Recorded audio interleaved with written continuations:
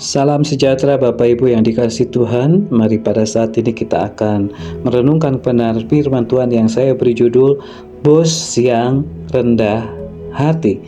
Lukas 7 ayat yang ke-7. Sebab itu aku juga menganggap diriku tidak layak untuk datang kepadamu. Tetapi katakan saja sepatah kata maka hambaku itu akan sembuh. Mari kita berdoa. Bapa di dalam surga, pada saat ini Tuhan kami datang kepadamu. Kami mau merenungkan firman-Mu, oleh sebab itu berbicaralah kepada kami, karena kami siap untuk mendengar, mengimani dan melakukannya. Inilah Tuhan doa kami yang kami naikkan, hanya di dalam nama-Mu Tuhan Yesus Kristus kami berdoa. Amin. Saudara-saudara yang dikasihi oleh Tuhan Yesus Kristus, banyak orang yang memiliki kekuasaan, bersikap dan bersifat tidak terpuji. Mereka menggunakan kekuasaan, menggunakan kedudukan, bahkan menggunakan uangnya untuk memenuhi kebutuhan, bahkan ambisinya tanpa mau tahu dengan keadaan orang lain. Mereka menggaji karyawannya seminim mungkin untuk mendapatkan keuntungan yang sebesar-besarnya, memaksa kerja keras tanpa jam istirahat yang cukup. Dan yang memprihatinkan, tidak sedikit orang Kristen yang berlaku demikian. Bacaan Alkitab atau ayat tadi adalah contoh yang luar biasa.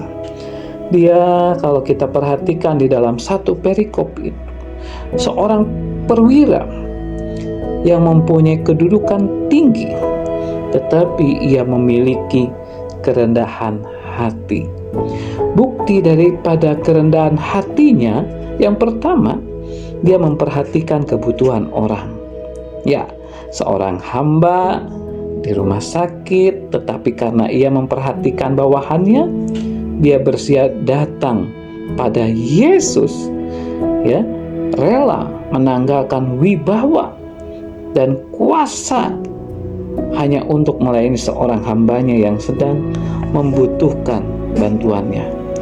Ia mengerti penderitaan hambanya, walaupun hambanya tidak meminta tolong. Yang kedua, dia tidak sombong dengan pangkat dan jabatannya. Ketika berhadapan dengan Tuhan Yesus, segala kekuasaan, segala jawaban itu tidak berarti sama sekali.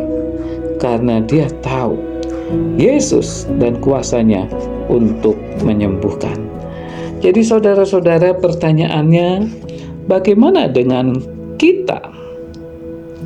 Kita dengan bawahan kita, kita dengan sesama kita. Perhatikanlah kebutuhannya.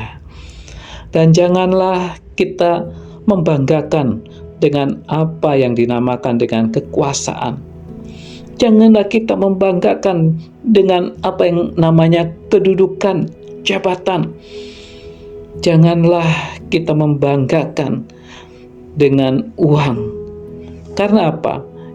Itu akhirnya akan menjadi jurang pemisah dengan orang lain.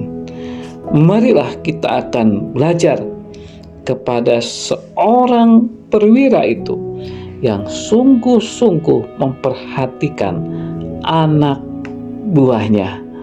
Sebab memang dikatakan di dalam ayat-ayat ini, di dalam Lukas pasal yang ke-7, ayat yang pertama sampai ayat yang ke-10, saudara-saudara, ini jelas dikatakan bagaimana tindakan dari perwira ini yang menjadi contoh dan teladan bagi kita semuanya.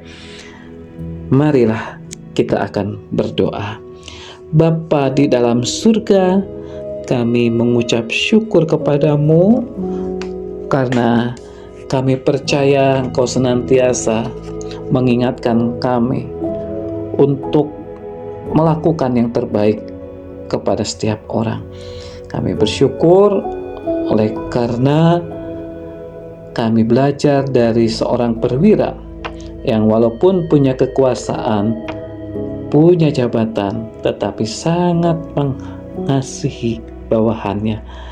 Tolonglah Tuhan supaya kami pun dapat melakukan hal yang sama, memperhatikan setiap orang, sesama kami semua.